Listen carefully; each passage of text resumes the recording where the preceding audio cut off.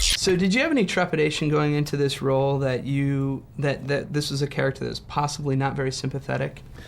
Oh, well, I think he is sympathetic. I mean, I think you love him or hate him, he's a human being. And I'm very interested in doing movies about real people. I'm not interested in the protagonist who makes all the right decisions and the only bad thing that ever happens to him is when negative forces act upon him. That's bull. I mean, our lives as human beings, we can be a great person and do stupid things. We all do. And this is a movie about a guy who's a real person who is struggling and wrestling with human issues, and he makes some just great decisions and some really horrible decisions. So, if people come out of this movie and are talking about it and are angered by it and are getting in debates about it, then that's great to me. You had a reaction to the movie, and I love that. Do you feel like it's gonna break couples up at all? I definitely think there'll be a few couples that will get in some heated discussions on the way home.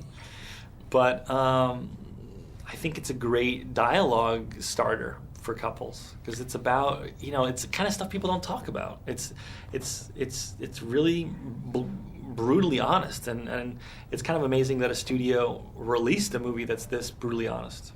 Yeah, because it seems like at points it maybe has a bleak view of relationships. I'm sure someone could interpret it that way. I don't think so. I think the guy needs this final puzzle piece in order to realize that he is ready. He's sort of lusting for this girl, but the girl isn't really about the girl. It's about him lusting for his youth and for the freedom of his youth.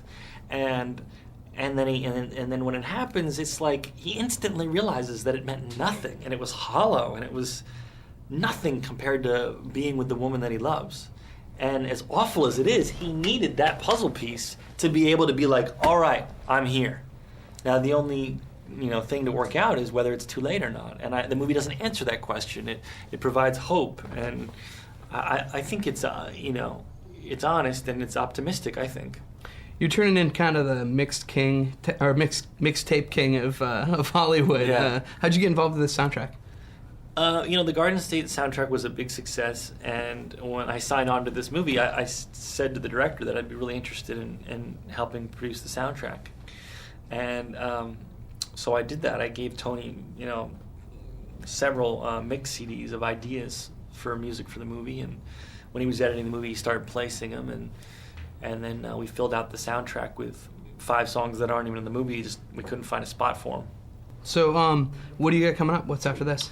I'm doing Scrubs now for 7 months, and then I'm not exactly sure. There's a couple things that I might act in, and there's also this movie I'm going to direct called Open Hearts, a movie I adapted from a Danish Dogma movie. Well, where are you at with Fletch?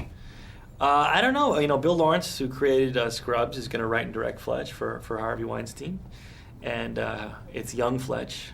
How Fletch became Fletch, and Bill's the perfect man for the job because he's a huge Fletch fan, and we'll have to see. It's definitely something I'm interested in.